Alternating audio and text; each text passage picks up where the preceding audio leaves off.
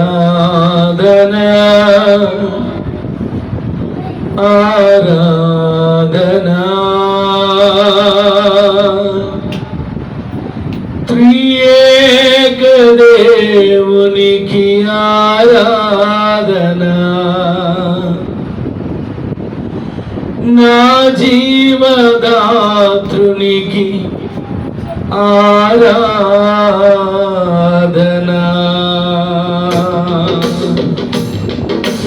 ఆరాధనా ఆరాధనా త్రియేక దేవునికి ఆరాధనా నా జీవదాతృనికి ఆరాధనా ఆరాధనా ఆరాధనా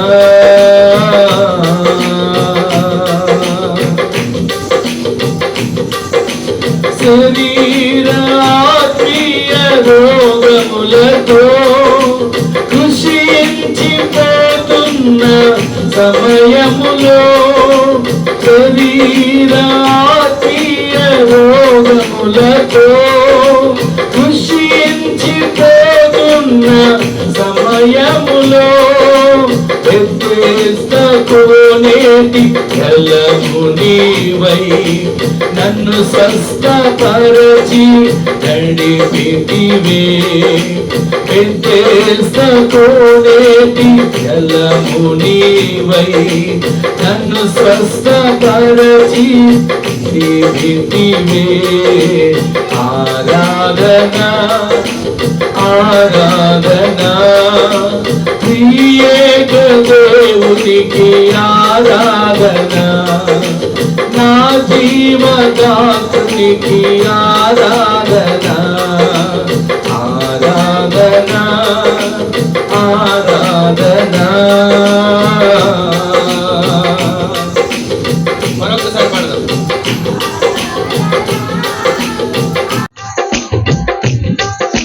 త్రియేక దేవునికి నా జీవదాతృనికి ఆరాధనా ఆరాధనా మరుసరాన్ని పాడదాం.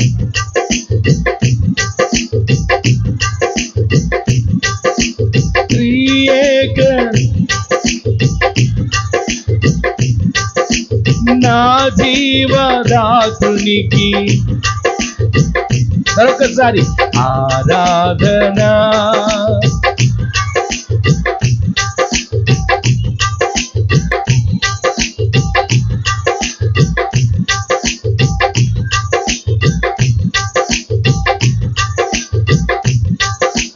శరీర ఆత్మీయ రోగములతో కృషించిపోతున్న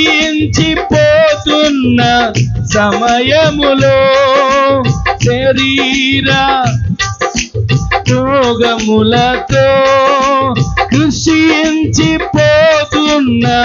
సమయములో కోనేటి జలమునివై ప్రవహించి నన్ను స్వస్థపరచితివే కోనేటి జలమునివై ప్రవహించి నన్ను స్వస్థపరచితివే మరొకసారి ఆరాధనా ఆరాధనా త్రియేక దేవునికి ఆరాధనా నా జీవదాతృనికి ఆరాధనా ఆరాధనా ఆరాధనా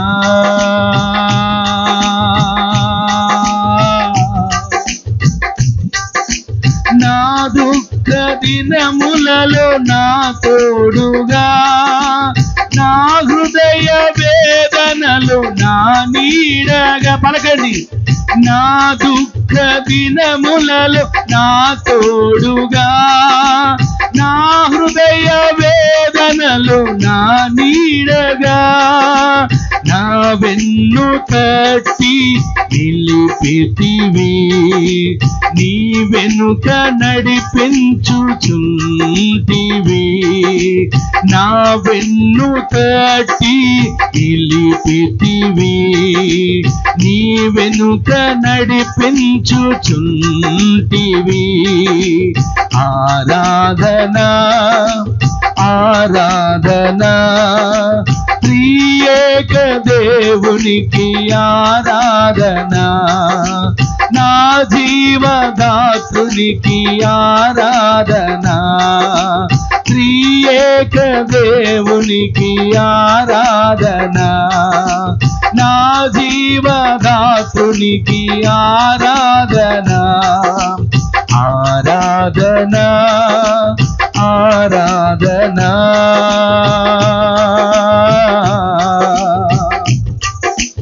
కీర్తనలు పాడుచు స్తుతించుచు సాగిలా పడి మొక్కి నమస్కరించి కీర్తనలు పాడుచు స్తుతించుచు సాగిలా పడి మొక్కి నమస్కరించి అనుదినము నీ వైపు చేతులెత్తి యాచించి పొందేద నీ కృపలను మరొకసారి అనుదినము నీ వైపు చేతులెత్తి యాచించి పొందేద నీ కృపలను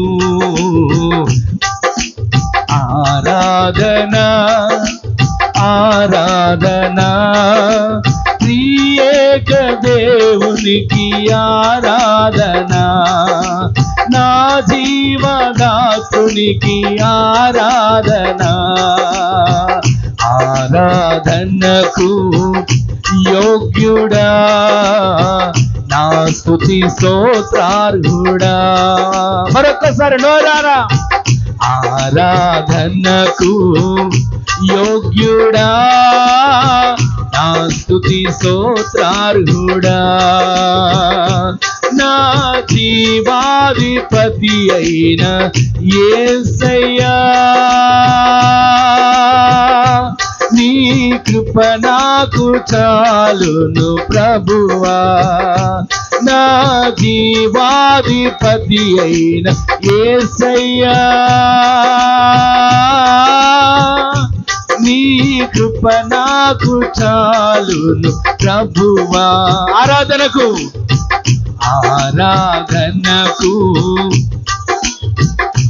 అందరు కలిసి నోరారా స్తుతి స్తోత్రార్హుడా ఆరాధనకు యోగ్యుడా నా స్తుతి స్తోత్రార్హుడా శిథిలమైన శిలవలె ఉంటిని శిల్పకారుడవై కనికరము చూపితివి శిథిలమైన శిలవలె ఉంటిని శిల్పకారుడవై కనికరము చూపితివి నీవులి చేత పట్టితివి నాకై నీ పని నాలో ప్రారంభించి అందరూ జోరారా పలకండి నీవులి చేత పట్టితివి నాకై నీ పని నాలో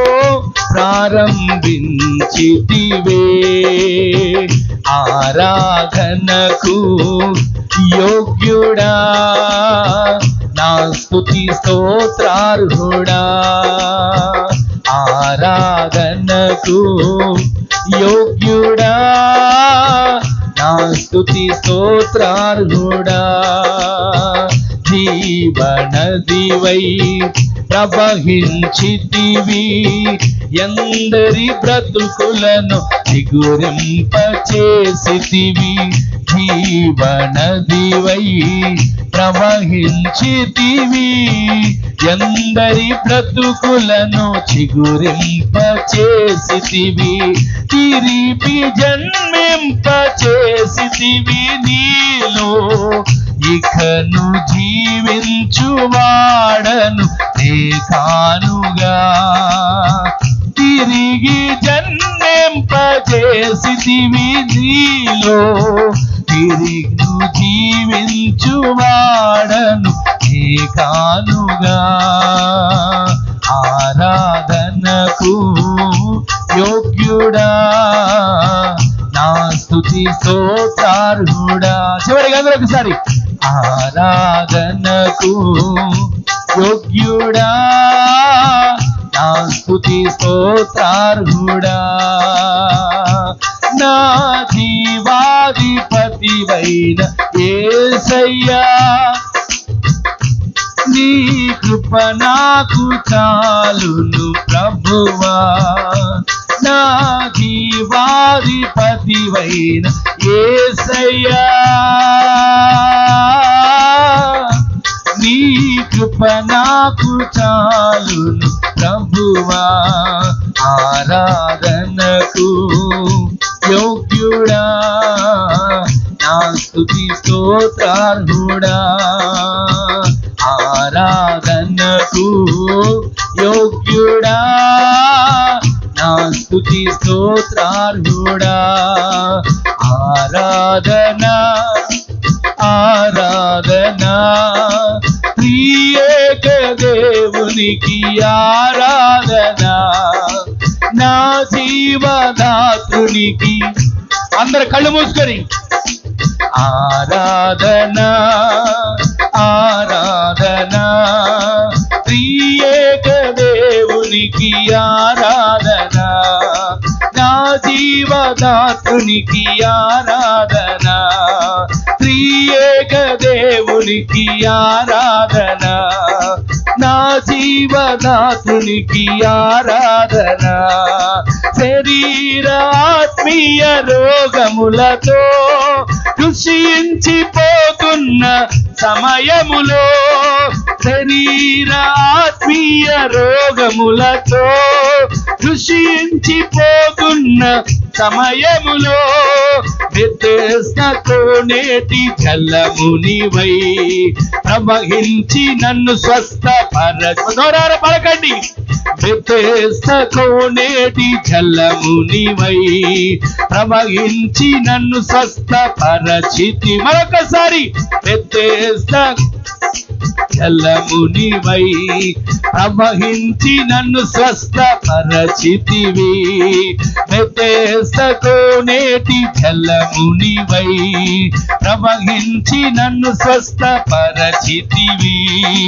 ఆరాధన ఆరాధన త్రియేక దేవునికి ఆరాధన, నా జీవదాత్రునికి ఆరాధన. అందరు కళ్ళు మూసుకోనండి.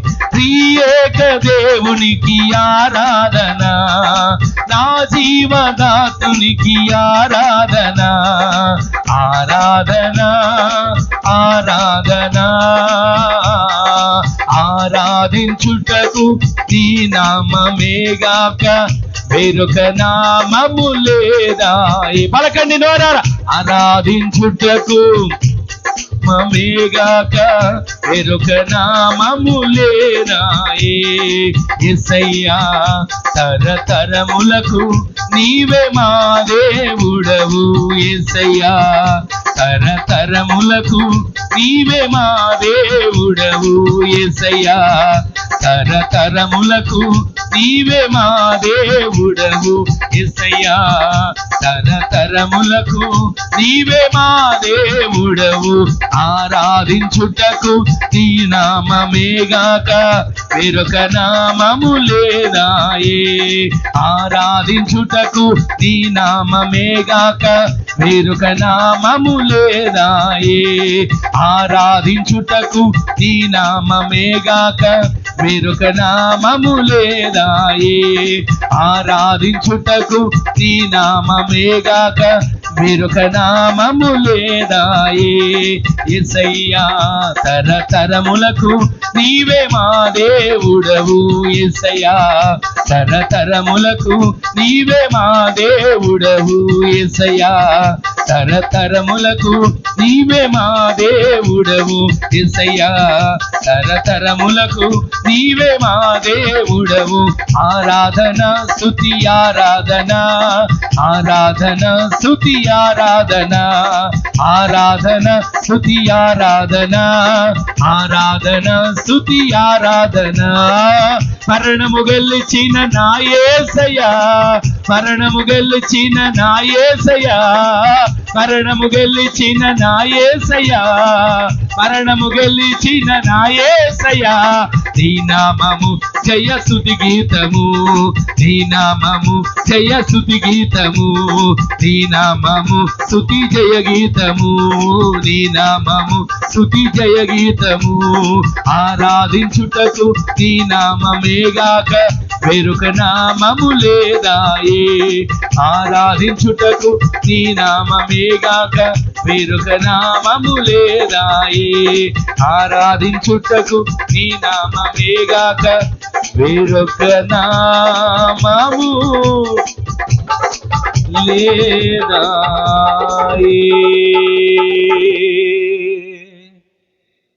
యేసయ్యా, తరతరములకు నీవే మా దేవుడవు.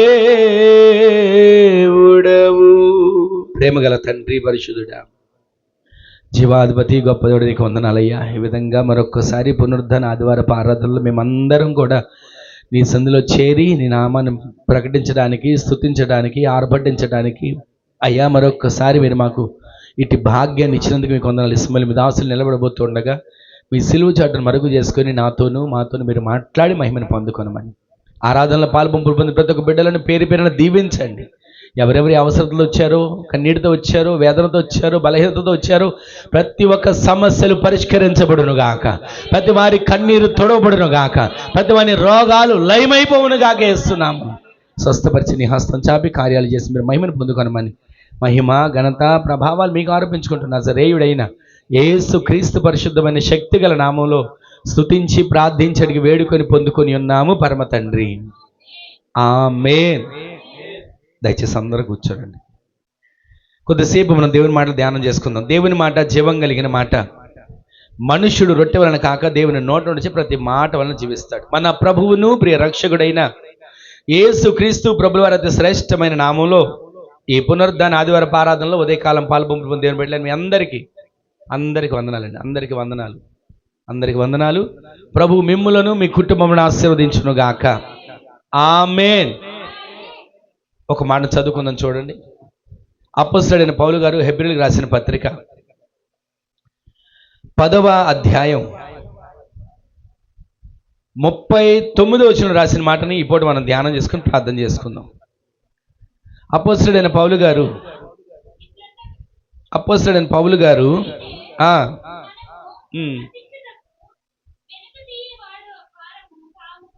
వినండి ఒకసారి మాట. అయితే మనము నశించుటకు వెనుక తీయవారము కాము గాని ఆత్మను రక్షించుకొనుటకు విశ్వాసము కలిగిన వారమై ఉన్నాము. గట్టిగా ఆమేన్ చెప్పండి. ఈ పూట వాక్య అంశం ఏంటంటే ఆత్మను రక్షించుకొనుటకు విశ్వాసము కలిగి ఉండాలి. ఆమేన్ చెప్పండి. ఏమి రక్షించుకోవడానికి? ఆత్మను రక్షించుకొనుటకు మనము విశ్వాసము కలిగిన వారిగా ఉందుముగాక. ఇక్కడ చదివిన మాట, మనం వింటున్న మాట కొన్ని నిమిషాలు మీకు జ్ఞాపకం చేస్తాను. వినండి, సమయం అయింది కదా.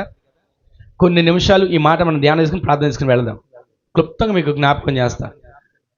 అయితే మనము దేవుని గురించిన రక్షణ విషయంలో, ఆత్మీయ విషయంలో వెనక్కి వెళ్ళే వారం కాదు, కానీ ఆ ఆత్మను బట్టి, ఆ ఆత్మను రక్షించుకోవడానికి మనము విశ్వాసము కలిగిన వారిగా జీవించుదుముగాక. ఏమండి, ఆత్మను రక్షించుకోవడం ఎలాగండి? ప్రాణం రక్షించుకోవడం ఎలాగో మాకు తెలుసు. ప్రమాదం నుంచి రక్షించుకోవడం ఎలాగో మాకు తెలుసు. ఆపద నుంచి రక్షించుకోవడం ఎలాగో మాకు తెలుసు. కొన్నిసార్లు బండి నడుపుతున్నప్పుడు, కార్లైనా ఏదైనా నడుపుతున్నప్పుడు ప్రమాదం అని తెలిసినప్పుడు మనకి బ్రేక్ పడట్లేదనో, క్లచ్ పనిచేయట్లేదనో, లేకపోతే ఏదైనా ఇతరత్ర ఇబ్బంది వచ్చినప్పుడు ఆటోమేటిక్గా నడుపుతున్న వారికి అర్థమవుతుంది. దానిని బట్టి కొంచెం స్లో చేయటము, దానిని బట్టి కొంచెం ఆ ఆపదను తప్పించబడేట్లుగా కార్యాలు మనం ఎన్నో చూసాం. ఈ విధంగా మనం గమనిస్తే ఎన్నో విమాన ప్రయాణాలు త్రుటిలో తప్పిన ప్రమాదం అని, కొంచెం గనక ఆ విమానం గనక కొద్దిగా నేలకి తగిలి క్రాష్ అయిపోతే దానిలో ఉన్న వాళ్ళందరూ 100 మంది ప్రాణాలు గాల్లో కలిసిపోయామని ఎన్నో విన్నాం. ఎన్నో ప్రమాదాలు జరగడం కూడా చూసాం. ఎయిర్పోర్ట్లోకి దాకా వచ్చి విమానం కాలిపోయిన పరిస్థితులు చూసాం. నీళ్లలో మునిగి విమానంలో వాళ్ళందరూ సజీవ జల సమాధి అయిపోయిన పరిస్థితి చూసాం పేపర్లో, న్యూస్లో. అయితే ఇక్కడ రాసిన మాట, ఈ లోకంలోనే ఈ శరీరాన్ని రక్షించుకోవడం కాదంట, ఈ లోకంలోనే ఈ శరీరాన్ని కాపాడుకోవడం కాదంట, ఈ లోకంలో ఉన్నటువంటి ఈ శరీరాన్ని జాగ్రత్తగా గాజు పెట్టేలాగా భద్రంగా కాపాడుకోవడం కాదట. ఈ శరీరం లోపల ఉన్న దాగి ఉన్న ఆత్మను నీవు రక్షించుకొని విశ్వాసముతో ఆ ఆత్మను నీవు కాపాడుకోగలిగిన వ్యక్తిగా మార్చబడదువుగాక. ఈ రోజు నీ పునరుద్ధాన ఆదివారం భారతం ప్రభు నీతో నాతో మాట్లాడుతున్నమాట, వెండి ఇస్తానను, బంగారం ఇస్తానను, ఆరోగ్యం ఇస్తానను, స్థలం ఇస్తానను, పొలం ఇస్తానని చెప్పట్లా. నీ ఆత్మను రక్షించుకోవడం నీకు విశ్వాసం ఉండాలి. నీ ఆత్మ కాపాడుకోవడానికి నీకు విశ్వాసం ఉండాలి. ఎన్ని వాక్యాలు విన్నా, ఎన్ని వాక్యాలు మనం అంగీకరించాలని చెవిలోకి వెళ్ళినా హృదయంలోకి వెళ్ళం. కొంతమందికి దేవుని మాటలన్నా వాక్యం అన్నా అంతగా వినాలని కానీ వినిపించుకునే ఆలోచన ఉండదు. ఎందుకు చెప్పనా? వర్షం పడుతుంది, ఆకాశం నుంచి వర్షం పడితే ఎక్కడ పడుతుందండి వర్షం? అందరు చెప్పండి. ఆకాశం నుంచి వర్షం పడుతుంది.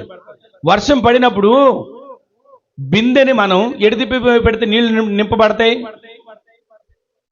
ఆ వర్షం పడుతున్న దగ్గర మన బిందె ఎలా పెట్టాలి? అర్థం కాలేదు కదా మీకు?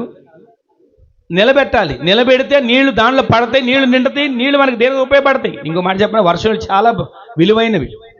కొంతమంది రేమల్లె ఆ ప్రాంతంలో ఉండేవాళ్ళు పైన పెద్ద పెద్ద ట్యాంకర్లు కడతారు వర్షం నీళ్ళు నిల్వ ఉండడానికి. ఆ ట్యాంకుల నిండా వర్షం నీళ్ళు నిల్వ ఉన్న తర్వాత జాగ్రత్తగా వాటిని మూతపెట్టి భద్రం చేసుకొని దాన్ని పంపు పెట్టి మళ్ళీ ఫిల్టర్ అయ్యి వచ్చిన తర్వాత సంవత్సరం అంతా మళ్ళీ వర్షాలు పడేందుకు ఆ నీళ్ళు తాగుతారు వాళ్ళు.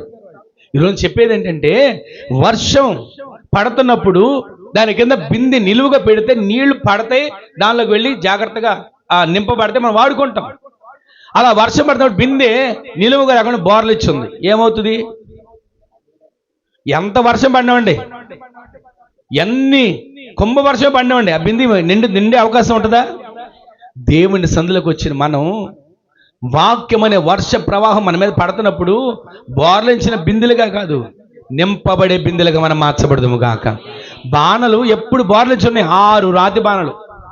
6 అంటే నీకు నాకు సాదృశ్యం. 6 అంటే ఈ దేహానికి శరీరానికి సాదృశ్యం. ఈ 6 బోర్లించబడి ఉన్నాయి. ఎప్పుడు వాటి వల్ల ఉపయోగపడలే. ఎప్పుడైతే యేసుక్రీస్తు ప్రభువు శిష్యులను పిలిచి ఆ బోర్లించిన బాణలను నిలబెట్టండి, కోనేటిలో ఉన్న నీటిలో నింపండి, నీళ్లు పోసారు, తీసుకెళ్ళి వడ్డించమన్నాడు. ఏం జరిగింది అప్పుడు?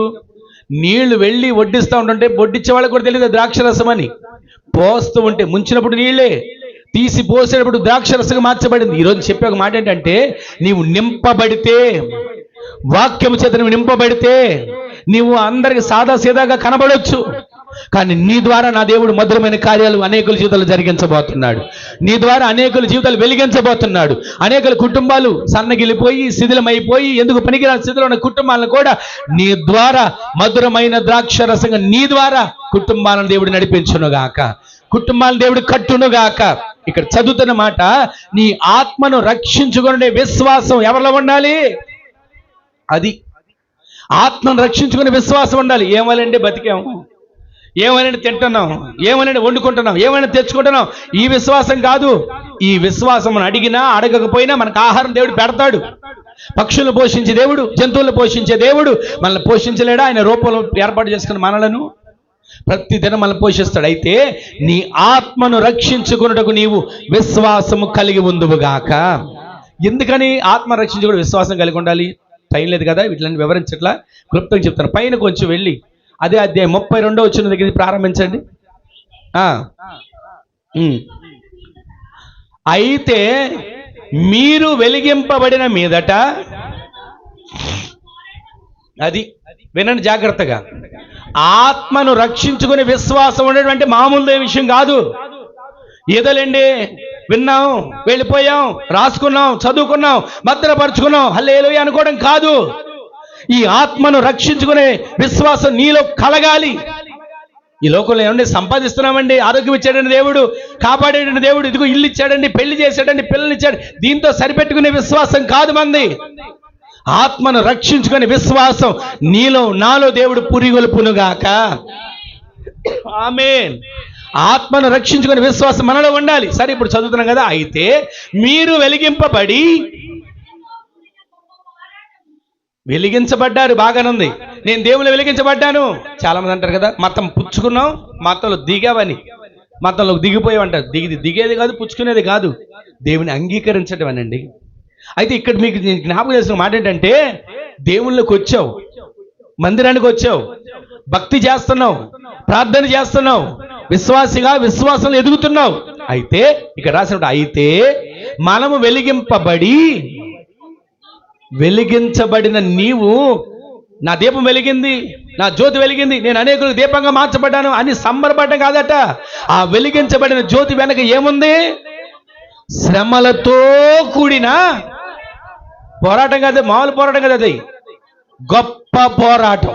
ఈరోజు నేను చెప్పేది ఏంటంటే, మనం వెలిగించబడిన తరువాత, నింపబడిన తరువాత మన ఆత్మను మనం రక్షించుకునే విశ్వాసం ఎలా కలిగి ఉండాలి నేను చెప్తున్నా.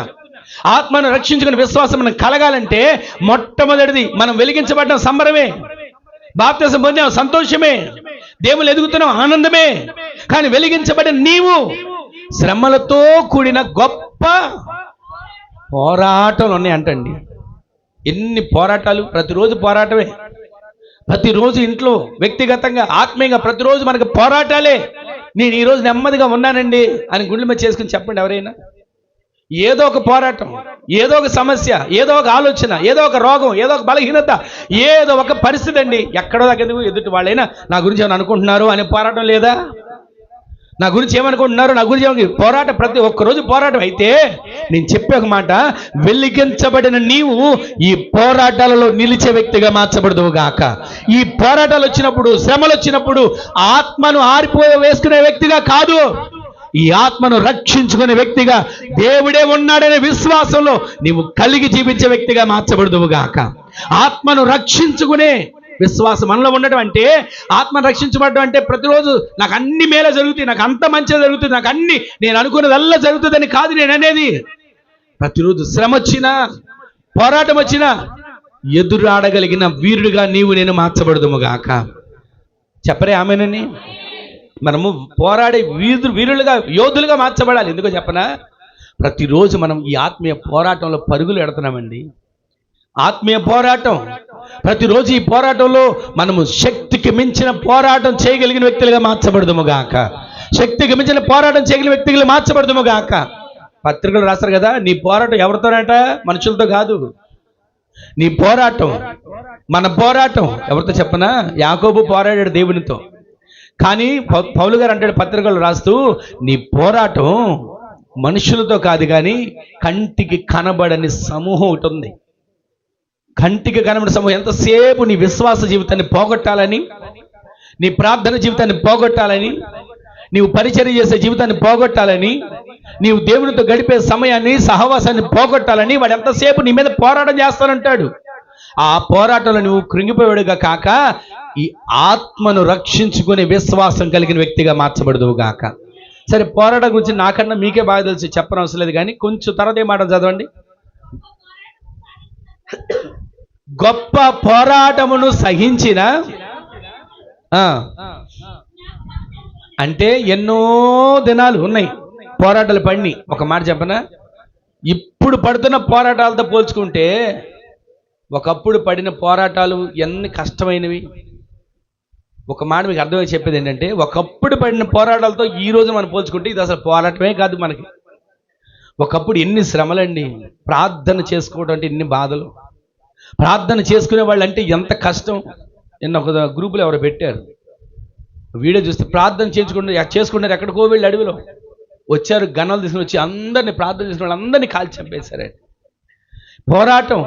ఈ రోజున ఇంతగా దేవుని సన్నిధిలో మనకి అవకాశం ఉండి, ఆరోగ్యం ఉండి, సమయం ఉండి, ఆయుష్ ఉండి దేవుని సన్నిధిలో మనం గడపలేకపోతే అంతకు మించిన దౌర్భాగ్య పరిస్థితి ఏముంటుంది? ఇక్కడ రాసిన మాట, శ్రమలు, గొప్ప పోరాటాలు వచ్చాయి. అయితే ఒక్కసారి పూర్వపు వాటిని జ్ఞాపకం చేసుకో, పూర్వపు స్థితిని జ్ఞాపకం చేసుకో. మీ దాకా నా గురించి చెప్తాను. పూర్వపు స్థితి అంటే మాకు కరెంటు లేని పరిస్థితి, దీపం బుడ్లు వెలిగించుకున్న జీవితం, చదువుకోవడానికి ఏమాత్రం అవకాశం లేక కష్టతరంగా జీవించిన జీవితం. అమ్మ నాన్న చిన్న వ్యాపారం, బండి పెట్టుకుని రోడ్డు మీద వ్యాపారం చేసుకునేవాళ్ళు. తర్వాత తోటలు తీసుకునే నష్టం వచ్చి వ్యాపారంలో నష్టం, అంతా ఆస్తి కోల్పోయి ఈ రోజున కోట్లు విలువ చేసే స్థలం ఆ రోజు 60,000కు 40,000కు అమ్మేసిన స్థలం. ఎన్ని పోరాటాలు ఇప్పుడు గమనించినట్లయితే, ఒకప్పుడు ఎంత నలిగిపోయామో దేవుడు ఈ దినాన్ని మమ్మల్ని జ్ఞాపకం చేసుకొని ఒక స్థితిలో నిలబెట్టాడు. అయితే దేవుడు అంటున్నాడు, నీవు పడిన శ్రమ, నీవు పడినటువంటి ఆ గొప్ప పోరాటాలు, నీవు అనుభవించినటువంటి ఆ పరిస్థితులు ఒక్కసారి పూర్వ దినాలు జ్ఞాపకం చేసుకో. పూర్వ దినాలతో పోల్చుకుంటే ఈ రోజు మనకు శ్రమ కాదు, ఇది పెద్ద శ్రమేం కాదు.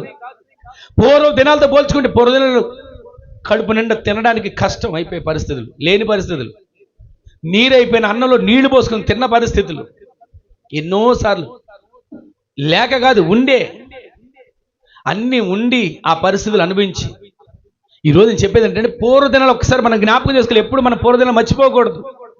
ఒకప్పుడు పూర్వ దినాల నుంచి మనం ఎలా బ్రతికామో, దేవుడు ఎలా మనం నడిపించాడో, ఎలా జీవం చేశాడు, ఒకప్పుడు స్థితి ఏంటో, ఈరోజు స్థితి ఏంటో, ఏది మనం మర్చిపోకూడదు అని అంటున్నాడు. నీ ఆత్మీయ జీవితాన్ని, నీ ఆత్మను రక్షించుకోవడానికి విశ్వాసం కలిగి ఉండు. నీ ఆత్మ శరీరాన్ని రక్షించుకుంటే బాగుండేది. శరీరాన్ని రక్షించుకోవడం చాలా కష్టం. ఈ శరీరం ఎంతసేపు సుఖం కోరుకుంటుంది, ఈ శరీరం ఎంతసేపు గౌరవం కోరుకుంటుంది, ఈ శరీరం ఎంతసేపు పొగడ్తలు కోరుకుంటుంది, ఈ శరీరం ఎంతసేపు ప్రార్థన చేసుకోవడానికి ఇష్టపడదు, మోకాళ్ళు నొప్పులు అంటుంది. ఈ శరీరం ఎంతసేపు ప్రార్థన చేసుకోవడానికి ఇష్టపడదు, నడువు నొప్పి అంటుంది. ఈ శరీరం ఎంతసేపు ప్రార్థన చేసుకోవడానికి ఇష్టపడదు, ఏదో బలం గుర్తు చేస్తుంది. సరే, కాళ్ళు నొప్పులన్నీ వాస్తవమే, నడువు నొప్పి వాస్తవమే, మోకరించలేము వాస్తవమే, నిలబడు లేదా కూర్చొని కూర్చొని ప్రార్థన చేసుకో, తప్పే ఉంది. ఏ విధం చేత నువ్వు ప్రార్థన చేయడం కదా దేవునికి కావాలి. నీ ఆత్మను విశ్వాసంలో కాపాడుకోవడం కదా దేవునికి కావాలి. ఈ రోజున వింటున్న మాట మీ మనసులో పెట్టుకోండి. ఆత్మను రక్షించుకొనుటకు మీరు విశ్వాసము కలిగిన వీరులుగా మార్చబడుదురుగాక. ఈరోజు అంశం మీకు జ్ఞాపకం, ఆత్మను రక్షించుకునే విశ్వాసం మీలో ఉండాలి. ఈ ఆత్మ రక్షించుకునే పరిస్థితుల్లో పోరాటాలు వస్తాయి, గొప్ప పోరాటాలు, శ్రమలు వస్తాయి, మామూలు శ్రమలు కాదు. ఇక చచ్చిపోదాం అనే విధంగా వస్తాయి శ్రమలు. నేను తట్టుకోలేని శ్రమ, నేను పడలేని బాధ, నా వల్ల కాదు ఈ జీవితం అనే విధంగా వస్తాయి. కానీ ఆ పరిస్థితులు నేను ఈ ఆత్మను రక్షించుకునే విశ్వాసంతో మనం నింపబడి జీవించదుముగాక. ఇంకా కొంచెం చదవండి, 32 వచ్చిన 33 వచ్చిన చదవండి.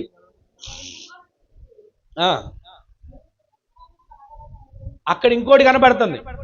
పైనేమో శ్రమలు, గొప్ప పోరాటాలు, ఇక్కడేం కనబడుతున్నాయి? చదివారు కదండి, నిందలు. అవి లేనోళ్ళు ఎవరు ఉన్నాము ఇక్కడ? ప్రతి ఒక్కరు ఏదో ఒక నింద పడతానంటాం.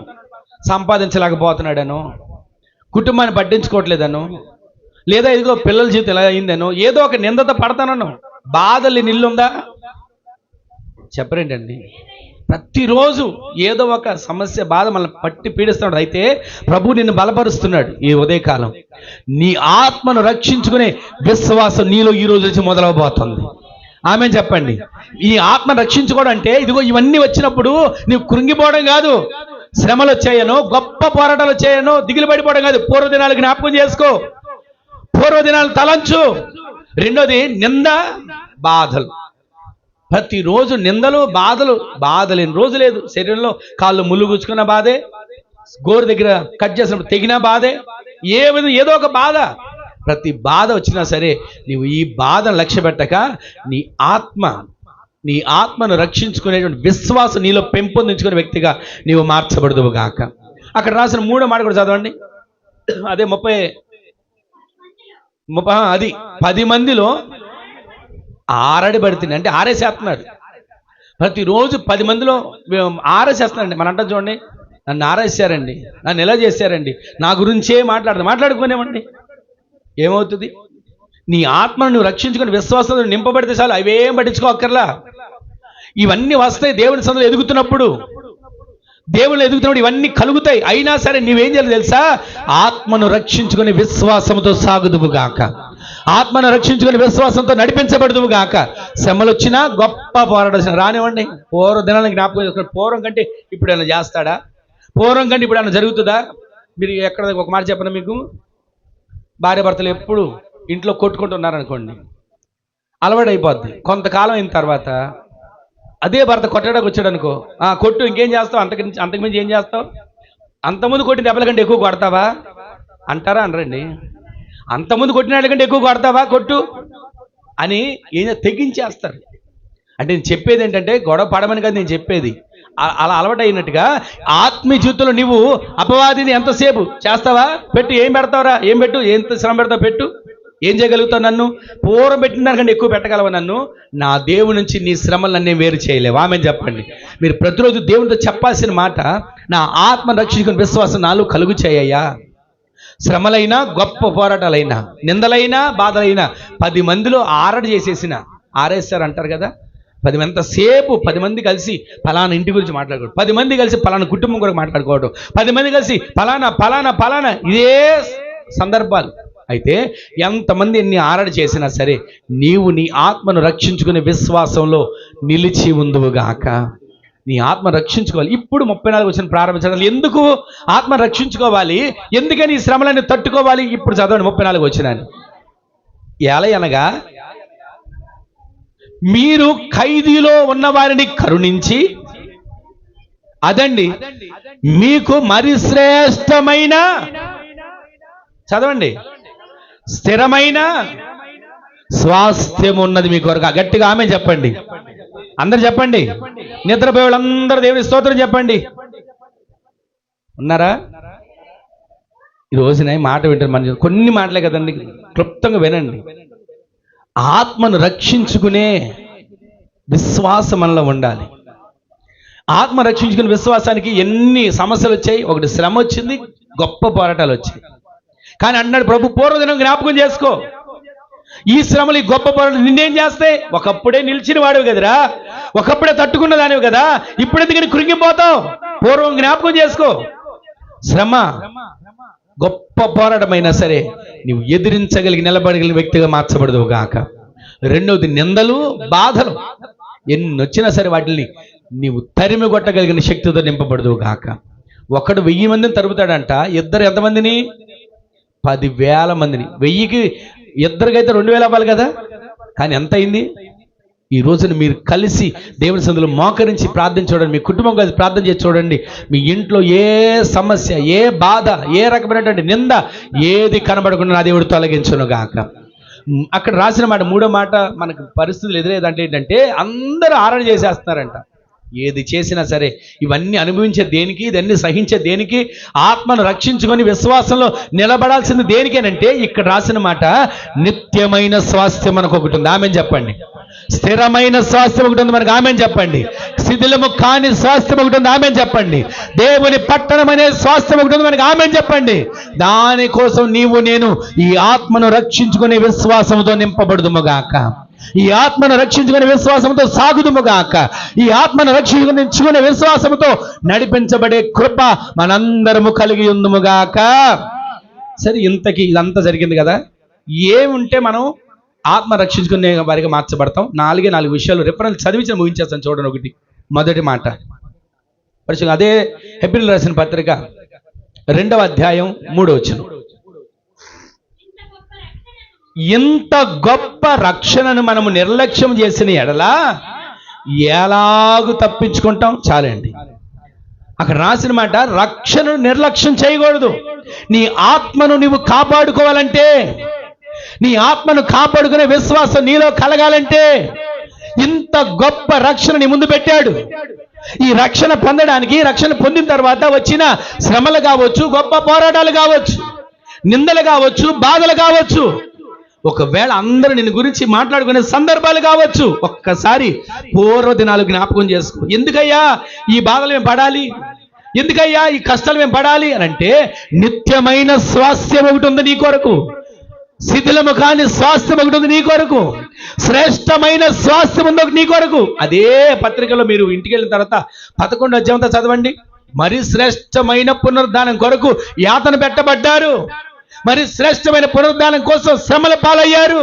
మరి శ్రేష్టమైన పునరుద్ధానం కోసం రంపాలతో కోయబడ్డారు, కొరడాలతో కొట్టబడ్డారు, తల్లకిందులుగా వేలాడదీయబడ్డారు. చర్మం అంతా ఒలిచేసి ఆ ఒలిచిన చర్మం మీద కారం అంటిస్తున్నా సరే తట్టుకున్నది దేనికో తెలుసా? మరి శ్రేష్టమైన పునరుద్ధానం కోసం, మరి శ్రేష్టమైన స్వాస్థ్యము కోసం, మరి శిథిలము కాని స్వాస్థ్యము కోసం మీరందరూ తట్టుకున్నట్లుగా నీవు నీ ఆత్మను కాపాడుకునే విశ్వాసము కలిగిన వ్యక్తిగా మార్చబడదువు గాక. మొదటిది, రక్షణను నిర్లక్ష్యం చేయకూడదు. ఒక రక్షణ పొందారా, పొందిన తర్వాత పొందేసాములే అని కాదు, ఆ రోజు నుంచి మరింతగా దేవుళ్ళు ఎదగాలి, అంటూ కట్టబడాలి, వాక్యంలో ప్రార్థనలో ఆయన సన్నిధిలో నాటబడిన వారికి మీరు మార్చబడుదురుగాక. ఒకటి రక్షణ. ఆ రక్షణ కూడా ఏంటంట? ప్రభువు మనకు అనుగ్రహించిన రక్షణ అని రాస్తుంటది అక్కడ. యేసుక్రీస్తు ప్రభుల వారే రక్షణ పొందారు, యేసుక్రీస్తు ప్రభుల వారే బాప్తిసం పొందడానికి వెళ్ళారు. సరే, ఇంతగా వింటున్న మన జీవితంలో రక్షణ మనం నిర్లక్ష్యం చేయకూడదంట. ఇంత గొప్ప రక్షణ మనం నిర్లక్ష్యం చేసిన ఎలాగూ తప్పించుకుంటాం? రక్షణ లేకుండా ఎలా తప్పించుకుంటాం? రక్షణ పొందుకున్న వ్యక్తిగా, ఆ రక్షణను కాపాడుకున్న వ్యక్తిగా, నీ ఆత్మను రక్షించుకునే వ్యక్తిగా నీవు విశ్వాసంలో కొనసాగి నడిపించబడదువు గాక. రెండో మాట, యోహాను పత్రిక మొదటి పత్రిక 5వ అధ్యాయం 4వ వచనం రాసిన మాట చూడండి ఒకసారి. యోహాను మొదటి పత్రిక 5వ అధ్యాయం 4వ వచనం. దేవుని మూలముగా పుట్టిన వారందరూ లోకమును జయించారు. గట్టిగా ఆమేన్ చెప్పండి, అందరు చెప్పండి ఆమేనండి. లోకమును జయించారు. ఎలా? ఎవరు వారు? దేవుని మూలముగా పుట్టిన వారు. గట్టిగా ఆమేన్ చెప్పండి. దేవుని మూలంగా మనం పుట్టాం అనడానికి నిదర్శనం చెప్పనా? నీటి ద్వారా తిరిగి జన్మించాం. దేవుని మూలంగా పుట్టడం అని అంటే పరిశుద్ధాత్ముడు మరలా వస్తాడు, మరొక కన్యకను ఏర్పరచుకుంటాడు, గర్భం నుంచి మళ్ళీ పుట్టిస్తాడని కాదు. ఒకసారి ఆల్రెడీ ప్రభులు వారు మన కోసం వచ్చారు. పరిశుద్ధాత్మ ద్వారా గర్భం ధరించి ఒక పవిత్రత కలిగిన, పరిశుద్ధత కలిగిన, పుణ్యవతి అయిన స్త్రీ ద్వారా ఆయన ఈ భూమి మీదకి వచ్చారు. అయితే మరలా దేవుని మూలంగా పుట్టిన వారు ఎవరు అనంటే క్రీస్తు రక్తము చేత కడగబడిన మనందరం దేవుని చేత పుట్టిన వారమే. ఇప్పుడు మనమేమో తెలుసా? రెండోది, లోకమును జయించే వారిగా మనము మార్చబడదుము గాక. ఏం జయించాలి? మనం లోకాన్ని జయించాలి. ప్రభువులారు అంటారు, నేను జయించి నా తండ్రి స్థానమందు, నా తండ్రి సింహాసనం ఎదుట నిలిచిన ప్రకారంగా జయించిన వారెవరు? వారు దేవునితో కూడా, నాతో కూడా పరదేశంలో ఉంటారు, నాతో కూడా పరలోకంలో ఉంటారు, నాతో కూడా నా తండ్రి దగ్గర స్థానంలో నిలిచి ఉంటారు. ఆమేన్ చెప్పండి. మనం జయించాలి. అక్కడ రాసిన మాట, దేవుని కుమారులు, దేవుని కుమారులు లోకాన్ని జయించారు. ఆ దేవుని ద్వారా పుట్టిన వారు ఎవరు అంటే క్రీస్తు రక్తం చేత కడగబడి నీవు నేనే. వివరించట్లేదు నేను మాటలు, కొన్ని మాటలు జ్ఞాపకం చేస్తున్నా. ఒకటి, మన ఆత్మను రక్షించుకునే విశ్వాసం మనలో కలిగి ఉండాలంటే మొదటిది, శ్రమలు వచ్చాయి, పోరాటాలు వచ్చాయి, నిందలు వచ్చాయి, బాధలు వచ్చాయి, అందరూ ఆరిపోసుకునే మాటలు వచ్చాయి. ఎన్నొచ్చినా వీటన్నిటిలో కూడా పూర్వదినాలు జ్ఞాపకం చేసుకోవాలి. ఎందుకయ్యా మాకు అంత అవసరం ఉంది? శ్రేష్టమైన పునరుద్ధానం దేవుడు నీ కొరకు దాచి ఉంచాడు. శిథిలం కాని పునరుద్ధానం నీ కోసం దాచి ఉంచాడు. శ్రేష్టమైన స్వాస్థ్యాన్ని దేవుడు నీ కొరకు దాచి ఉంచాడు. అందుకోసం ఇవన్నీ సహించాలి. సరే, ఈ ఆత్మను కాపాడుకోవడానికి మాకు ఏం కావాలి? 4 విషయాలు కావాలి. ఒకటి, రక్షణ కావాలి. రెండవది, లోకాన్ని జయించాలి. మూడవది ఏం చేయాలి తెలుసా? చదవండి ఒకసారి. మత్తయి సువార్త 17వ అధ్యాయం 20వ వచనంలో రాసిన మాట చదువులు చెప్తాను. ఆవగింజంత విశ్వాసం ఉండాలి. అక్కడ రాసిన మాట మత్తయి సువార్త 17:20 రాసిన మాట ఏంటంటే, మీరు ఆవగింజంత విశ్వాసం ఉంటే చాలు, కొండని ఎత్తి అక్కడ పడమంటే వెళ్ళి పాడుతుంది. ఈరోజు మనలో విశ్వాసం ఉండాలి. నా ఆత్మ రక్షించుకునే విశ్వాసం అని చెప్తాను, వింటున్నాం కదా. ఆత్మ రక్షించే విశ్వాసం, మొదటి నీలో విశ్వాసం ఉండాలి. ఆటోమేటిక్గా అన్ని రక్షించుకున్నట్టుగా దేవుడికి సహాయం చేయను గాక. మొదటి విశ్వాసం ఉండాలి. చివరికి ఒక మాట చెప్పి నేను ముగించేస్తాను. అదే పరిశుద్ధ గ్రంథంలో నుంచి కొరింథీయులకు రాసిన 2వ పత్రిక 4వ అధ్యాయం 18 వచ్చిన ఒక్క మాట చదవండి, ప్రార్థన చేసుకుందాం. అపోస్తలుడైన పౌలు గారు కొరింథీయులకు రాసిన 2వ పత్రిక 4వ అధ్యాయం 18 వచ్చింది.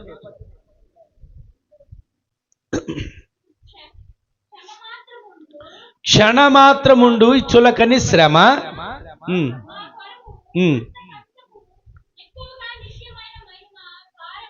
చాలండి, నిత్యమైన మహిమ భారమును కలుగు చేయుచున్నది. గట్టిగా ఆమెను చెప్పండి. శ్రమ ఎంతసేపు పడుతుందంటండి? అది క్షణం అంటే తెలుసా? ఎంతసేపు క్షణం అంటే?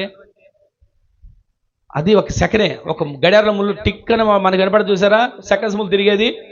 ఆ ఒక్కడి కదిలే లోపే క్షణమాత్రం ఉండే చులకని శ్రమ మన నుంచి దేవుడు తొలగించబోతున్నాడు.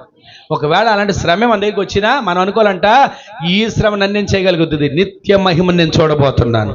నిత్య మహిమను గురించిన భారం వాళ్ళలో కలుగుతుందంటండి. ఇంకో మాట మీకు చెప్పడం మర్చిపోయాను.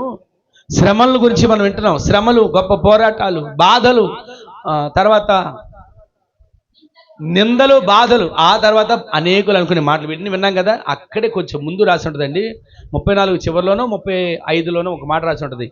మేము దేవునిని, మా ఆత్మని కాపాడుకోవడానికి, మా ఆస్తిని ఇవ్వడానికి కూడా సంతోషంగా మేము పోగొట్టుకోవడానికి కూడా ఇష్టపడ్డాను ఉంటుందండి. ఇక్కడ రాసిన మాట, దేవుని సందులో మనం సంపాదించేదైనా అది దేవుని కొరకు ఉపయోగపడే విధంగా మార్చబడును గాక. మనము సంపాదించిన ఆరోగ్యమైనా, మనం సంపాదించిన ఇల్లు అయినా, మనం సంపాదించిన బిడ్డలైనా ఎవరి కోసం ఉపయోగపడాలి? దేవుని కొరకు నీ బిడ్డలు ఉపయోగపడుదురు గాక, దేవుని కొరకు నీ కుటుంబం ఉపయోగపడును గాక. అందరూ సౌండ్ ఆలోచిస్తున్నారండి, నేను దేవుని కొరకు ఉపయోగపడాలి అనుకుంటున్నారా? కనీసం ఆమెనన్నా చెప్పండి, దేవుడు వాడుకుంటాడు. ఆమెను చెప్పండి. మీ బిడ్డలు దేవుని కొరకు వాడబడుదురు గాక. మీరు అనుకోవచ్చు, నేనే వాడబట్టలేదంటే దేవుని కోసం నా బిడ్డలే వాడబడదు అనుకుంటున్నారేమో. దేవుడు మీ మాటను స్థిరపరచును గాక. మీరు మీ కొరకు, మీ దేవుని కొరకు, మీ బిడ్డలను కూడా ఆయన పనిలో ఖర్చు అయ్యేవారిగా మార్చబడదురు గాక. ఖర్చు అంటే డబ్బు ఒకటే కాదండి. ఒకవేళ పాస్ట్గా డబ్బు అడుగుతున్నాడేమో అనుకోని మీరు ఆమెనంట ఆలోచిస్తున్నారు. డబ్బు ఒకటే కాదు, నీ బలము దేవునికి ఉపయోగపడాలి, నీ శక్తి దేవునికి ఉపయోగపడాలి, నీ ఆరోగ్యం దేవునికి ఉపయోగపడాలి, నీకు ఇచ్చిన తలాంతు, నీకు ఇచ్చిన పని దేవునికి ఉపయోగకరంగా మార్చబడును గాక. అందరు చెప్పండి ఆమేనని. ఆమేన్. ఈరోజు మనం వింటున్న మాటలో ఆత్మను రక్షించుకునే విశ్వాసం నీలో ఉండాలి. ఆమేన్ చెప్పండి. ఈ మాట మీరు పక్కవారితో చెప్పండి. ఆత్మ రక్షించుకునే విశ్వాసం నీకు ఉండాలని చెప్పండి. గట్టిగా చెప్పండి. అన్నారా? మీతో కూడా అన్నారా? ఈ రోజు నుంచి మీ ఆత్మను రక్షించుకునే విశ్వాసం మీలో కలుగును గాక. ఎన్ని శ్రమలైనా, పోరాటాలైనా, నిందలైనా, బాధలైనా, అనేకులు అనుకునే దూషణ మాటలైనా, నీవు దేవుని నిత్యమైన స్వాస్థ్యాన్ని పొందుకునేట్లుగా నీవు మార్చబడదువు గాక. నీ శ్రేష్టమైన దేవుని స్వాస్థ్యాన్ని పొందుకునే వ్యక్తిగా నీవు మార్చబడదువు గాక. ఒకటి, రక్షణ, ప్రభువు నీకు అనుగ్రహించిన రక్షణ ఉండాలి. రెండోది, నీవు లోకాన్ని జయించాలి. మూడోది, నీలో ఇవి అన్ని నేను చేయగలను విశ్వాసం కలిగి ఉండాలి. నువ్వు కొండ ఎత్తుని వెళ్ళి పడమంటే అక్కడ పడుతుంది, అలాంటి విశ్వాసం నీలో ఉండాలి. నాలుగోది, నిత్య మహిమకు నీవు వారసునిగా మార్చబడే కార్యం నీ జీవితాల్లో నా దేవుడు జరిగించును గాక.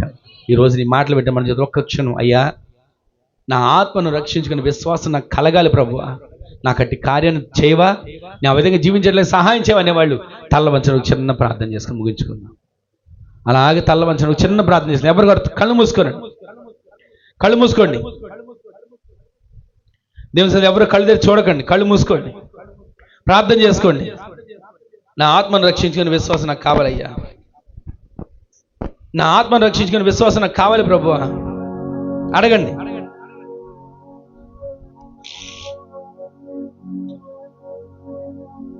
నా ఆత్మను రక్షించుకునే విశ్వాసం నాకు కావాలి.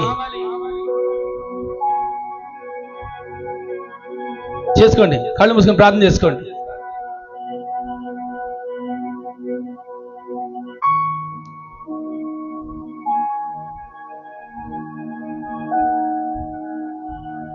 మహిమగల మా తండ్రి, మీ పాదాల చెంతకు చేరుతున్నామయ్యా. ఎంతైనా నమ్మదగిన దేవుడవు, చాలిన సరిపోయినవాడు. ఈ విధంగా మరొకసారి పునరుద్ధాన ఆరాధనలో మీరు మాతో మాట్లాడుతూ వచ్చారు. మా ఆత్మను రక్షించుకునే విశ్వాసం మాకు ఉండాలని. శ్రమలు వచ్చినా, గొప్ప పోరాటాలే వచ్చినా, నిందలు వచ్చినా, బాధలే వచ్చినా, ఎంతమంది ఆరిపోసుకుంటున్నా, నేను నిత్యమైన స్వాస్థ్యాన్ని పొందడానికి, శ్రేష్టమైన స్వాస్థ్యాన్ని పొందడానికి నేను నాయనా నీలో అంటుకట్టుబడి జీవించే విశ్వాసం నాకు దయచేయండి. ఒకటి, రక్షణను, ప్రభువు అనుగ్రహించిన రక్షణ నేను కాపాడుకునే విశ్వాసం. ఆ రక్షణ నాకు కృప ద్వారా కలిగింది అని తెలుసుకొని నీలో కట్టుబడి జీవించే విశ్వాసం. రెండవది, నేను దేవుని కుమారులుగా పుట్టిన వారందరూ లోకాన్ని జయించారు. నేను రక్తం చేత కడగబడి నేను పాపాన్ని జయించాలి, చూపును జయించాలి, మాటను జయించాలి, నడకను జయించాలి, ప్రవర్తన జయించాలి. లోకాన్నే నేను జయించే వ్యక్తిగా నన్ను మార్చయ్యా.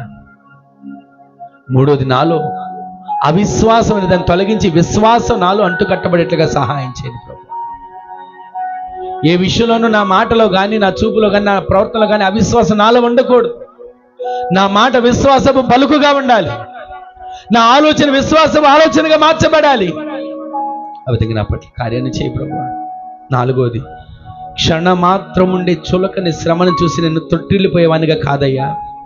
నిత్య మహిమను గురించిన భారం, నిత్య మహిమను గురించిన ఆశ, నిత్య మహిమను గురించిన ఆలోచన నాలో దినదినము కలగడానికి, నేను ఆ విధంగా నడిపించబడడానికి నాకు సహాయం చేయండి ప్రభు.